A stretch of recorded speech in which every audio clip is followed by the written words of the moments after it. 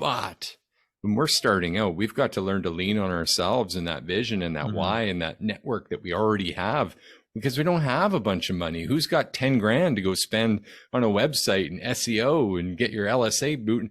All this stuff, man, it adds up. So we took the organic route, and I don't doubt it at all. In fact, Dan just proved it in second mic drop when he said, look, I did this organically and I still do not pay for ads.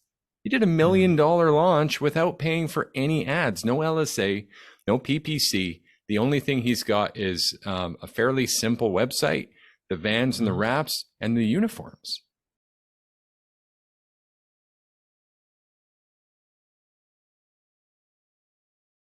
Hello, hello, hello, and welcome back to yet another episode 240 of Electricpreneur Secrets, the Electrician's podcast. I am your host, Clay Newmeyer. With me, as always, my esteemed co-host, Joseph Lucani, and we are the Electricpreneurs. And you're the Electricpreneurs if you keep joining us, but we're just a couple of master electricians like you with business addictions here and ready to serve. The cost for this admission, sit back, enjoy, spend a bit of time with us, take everything we give, just promise to take action as we continue this mission to help you master your sales, simplify your pricing, and deliver premium level electrical service. Joseph, my brother, how are you doing this fine Monday? Oh man, silver linings. Silver linings were healthy. Everything's good. I got, everything moving in the right direction, right? Your boy's a little overwhelmed with some stuff in the background, but otherwise I'm feeling blessed and ready to serve. What about you today, man? I'm feeling good, man. We got to give people more detail because you know what? Joe's actually crushed a class out of the park earlier. He just didn't get as much sleep after a nice, dare I say, a date night, was it? Yes, Getting personal with you. Yeah, no, I was gonna say, we had a nice date night the night yesterday, and all things well and good. The only thing was that we got in late, and I'm supposed to take a certain medication at a certain time, and completely forgot to take because I came home off and ended up having to take it much later in the night, and as a result, it threw off the majority of my day following, not realizing. So I'm very much so off, but at the same time, just leading forward with enthusiasm and intention. You're dialed in, man. I know it. I haven't actually seen you off. You know what? I do everything I can to present as best as possible because my why for doing this trumps everything that goes in my path. Because I recognize there are going to be people out there listening to us who are in the vans who are feeling worse than I am right now. Maybe they're not sleeping because their bills aren't paid. Maybe they're not sleeping because they have struggles going on at home. So whatever I'm feeling now, I take with me and I say, that's my reason to make other people not have to feel the same way. Yeah. You know, on that topic, I appreciate that you said that. And obviously my why is tangled with that. Before we get too deep into this, I just want to say every once in a while I get on a call with some OGs and some of the Facebook electrical game, and they'll say something like, gosh, you guys just talk about some stuff that's just a little above what other people are talking about. And I think what they actually mean is that heart on the sleeve, that expression you just had. Yeah. Sometimes it's mindset. Sometimes it's just full on compassion, empathy, where we truly care. And so if you're joining us, I want you to know that we care about you and we are showing up no matter what. We'll continue this endurance race to help motivate you on a Monday, prep you on a Tuesday, make your Wednesdays wicked. I got to stop this alliteration before it tanks, Joe, but you feel me, dog. You feel me. You always know I do, man. All right. Okay. So this episode's big.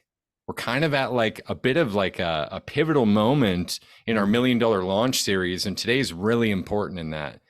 First, I want to go back and review just a little bit of Friday because we had a bomb interview with Dan Totten, who is one of our clients, one of the electricpreneurs we work with, who did in fact have $1 million first year.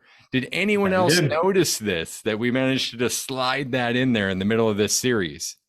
Yeah, I thought that was really cool, where it's like, not only are we teaching the things that we've actually done, creating $1 million business in our first year, but then also being able to say, oh, wait, the people who are working with us have also been able to do the same things. Coincidence, isn't it? Yeah, man. And there was a few mic drop moments that were like, okay, Dan, that was fantastic for one, like incredible feats what you did.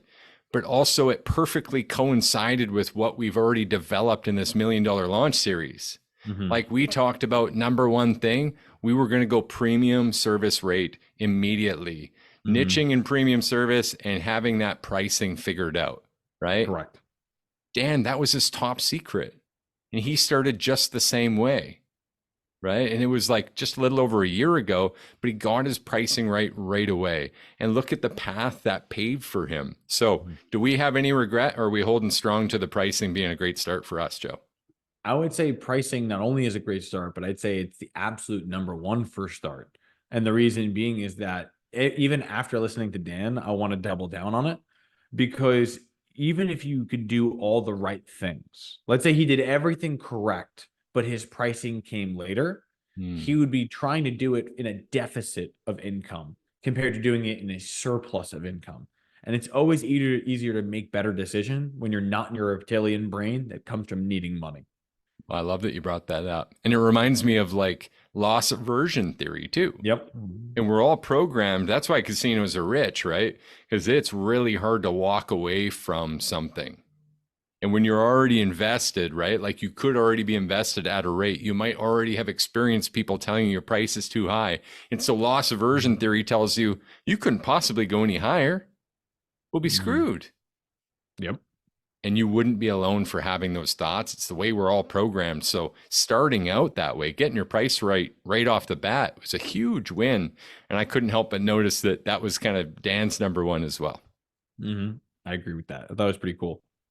You know, the other piece, and we don't talk about this often enough or deep enough, but like there's this thing about realizing what you should charge. And it's like the next step then is to say, wow, I am worth hundreds of dollars an hour. And you've got to step into it and claim that value. And that's a whole other innate humanity challenge. There seems to be a lot of us, especially in the entrepreneur, electricpreneur space, that are actually doing this from a deficit of self-value appreciation. I don't know if that's a real term, but it is now. No, it makes sense in a lot of different ways. And I don't mean to cut you off. Did you want to add to that? No, or please jump right in, man. It's perfect timing. Because the thing is that when people come from this loss aversion or also the self-deprivation state, a lot of what it comes down to is the thought of saying, if you don't believe that you're worth what you're charging, you will never be able to convince someone else that you are. Because even if I were to teach you all the sales lines, I'd say the perfect way of describing it from beginning to end, but you didn't have that authentic and innate belief in what you're doing, it'll always come off as inauthentic. And people can sense inauthenticity because that's the one thing that they're looking for in their proposal is, are you being yourself? And can I believe this is actually who you are? So I really feel like that initial thing was absolutely crucial. Huge, man. Huge. The next thing, then he drops the mic on the organic marketing. And I know there were some marketers that heard our series so far, and they probably completely lost interest at the point that we said we were going to go organic and feed off our networks. And we may have thrown a little jab to marketers in there too. No offense, guys. We love you. Everyone acknowledges that we need you and all of your assistance. But when we're starting out, we've got to learn to lean on ourselves and that vision and that why and that network that we already have, because we don't have a bunch of money. Who's got 10 grand to go spend on a website and SEO and get your LSA boot? All this stuff, man, it adds up. So we took the organic route, and I don't doubt it at all. In fact, Dan just proved it in second mic drop when he said, look, I did this organically and I still do not pay for ads. He did $1 million launch without paying for any ads, no LSA, no PPC. The only thing he's got is a fairly simple website, the vans and the wraps and the uniforms. Yeah. And if we want to go even further with it, I think that what we're talking about with the organic marketing is even more effective for the long game, because let's say, sake of argument, the only reason we do this is because we're low budget. Now, I grant that I believe in organic marketing. I think we should continue doing it. But let's say, just to speak to the marketers in the background that are like, oh, well, you shouldn't do it. I think it's essential that you do, because if you don't understand how marketing works, you'll end up in a situation where you're paying money that you don't know where it's going. Mm, Because if you controlled the marketing in the beginning, you're like, I know my posts, I know how it's supposed to be done, I know how it's supposed to be structured, I know where it's supposed to go, who my target is. yeah. Then eventually, when you pay someone else, you can have at least a general idea of what they're trying to produce for you. Yeah. But if you've always outsourced it without any kind of finger on the pulse, that's where the $10,000 months in marketing and not getting a result for it can happen, because you have no idea whether they're doing things the right way. So I want to Yes. double down and just be like that's extremely important to understand your marketing as well. Superpower, man. Superpower. No one can really do organics for you like you too. And I think Mm-hmm. that's kind of settling a bit of a common misconception as well. The best medicine for organic marketing really is your consistent touch so that people Mm-hmm. can relate to you and you can become this community person. And I argue that's why a lot of the bigger companies don't do this. And isn't that your edge as a smaller company then? Mm-hmm. Because at some point, the CEO of a company tends to find themselves graduating from doing a social media post every day. Yeah. I'm promising you, I won't. I Mm-hmm. accept my role as an influencer in what we do. And what we do is help electricians rise up. Mm-hmm. Electricians need to help other people rise up in their electrical understanding and ability to make the right choice when it comes to service, right?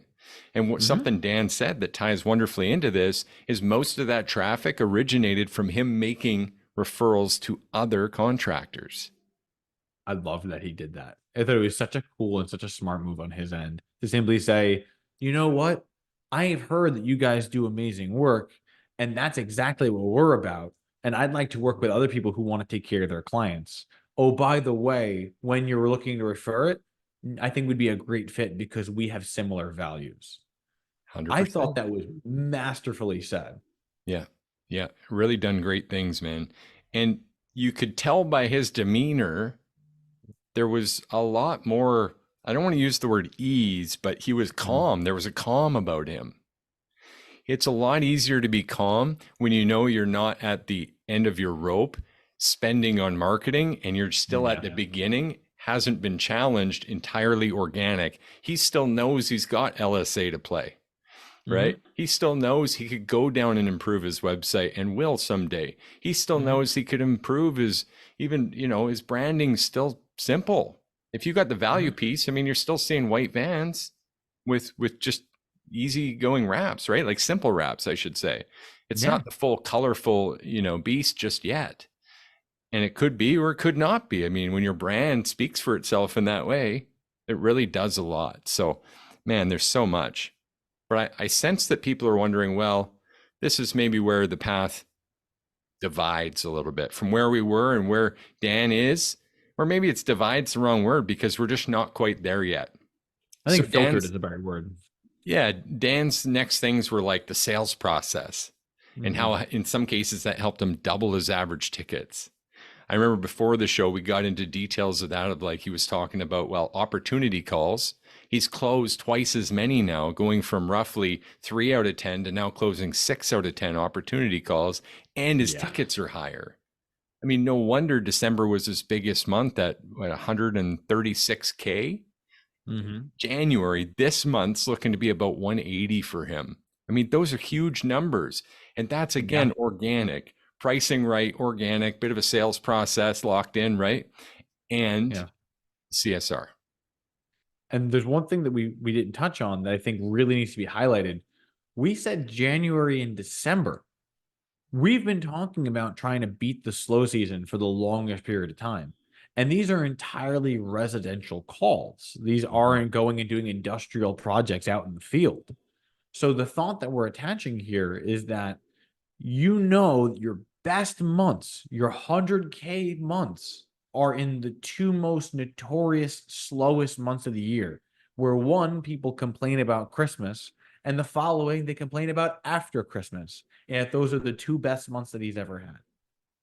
It's insane to think about, but it shows that the process works, especially because it's entirely all organic. Do you know what my favorite part about it is?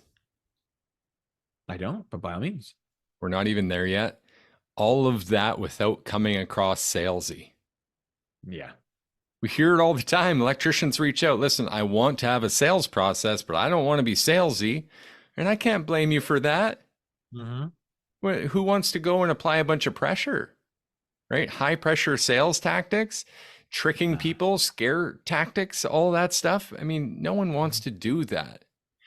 And that brings us perfectly into a little vision of the future and where we're heading into this week with this discussion of the loop method. And when Dan's talking about the sales process that's serving him, that's all part of this loop method. Some of these big keys, though, that we got to focus on in our enterprise now as we jump back into our $1 million launch, right? Taking lead from Dan, ironically, which is awesome. Mm-hmm. I believe we need to install this loop method too to get this done, Joe. What do you think? I'm with it. Let's make it happen. All right. So let's simplify it on this session. Then we're going to go deeper for the rest of the week on it. How's that sound? Sure. Put it on the team, man. I got your back. As you may have heard on the podcast before, the name service loop is with intention. There's a double entendre here. It means that little bit extra for future serviceability. Joe, would you say that's what you focused on when you were having $1.3 million van years? Yeah. And the goal was always to serve at the highest level, not to chase the sale, but instead chase the service and the customer service. And as a result, the sale would always follow. That's the magic right there, though. Like people got to stop and hit replay, rewind that and listen again. Aim to serve at the highest level, not on today's sale, but as a result, the sale always seemed to follow. Yeah. And the best part about it that follows it is that people will always say, well, I don't want, as you just mentioned, I don't want to be salesy. It's like, okay, but if you aren't going to be salesy, you need to also understand the intention you're trying to put out.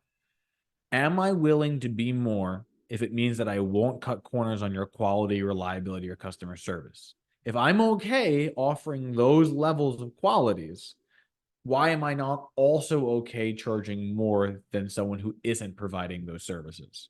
And knowing that fact, then every price objection directly follows it has to point back to, if I were to charge more for quality, reliability, or customer service, would it disqualify me compared to someone who doesn't do those things?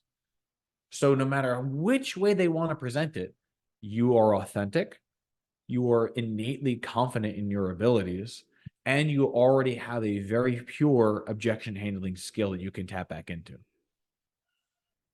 And when you really leverage all of that and your process then becomes this loop we're talking about, it just wraps full circle.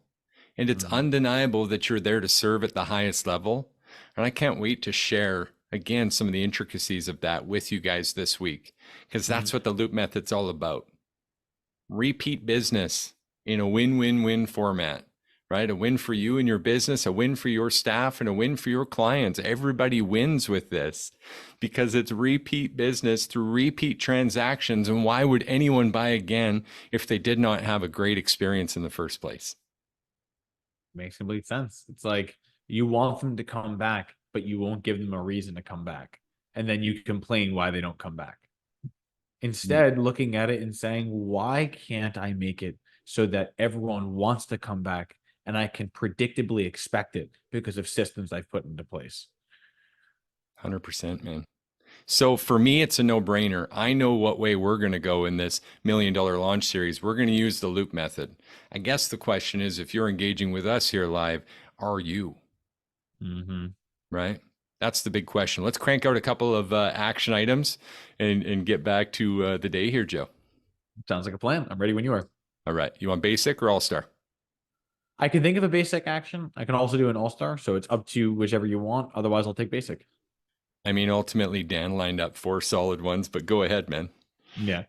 I would say the most basic out of all of these things was this, is that it doesn't matter which of those 4 main levers that you want to touch, but whatever one you want to touch on, be willing to put consistent effort into it. So like, as an example, you can say, I want to take on organic marketing. Well, okay, that's well and good. It's good to say you're going to do that, but it's more important to show up every day and be present, not perfect. So whether you want to use the loop method, whether you want to use organic marketing, whether you want to understand your niche and your brand, whether you want, doesn't matter.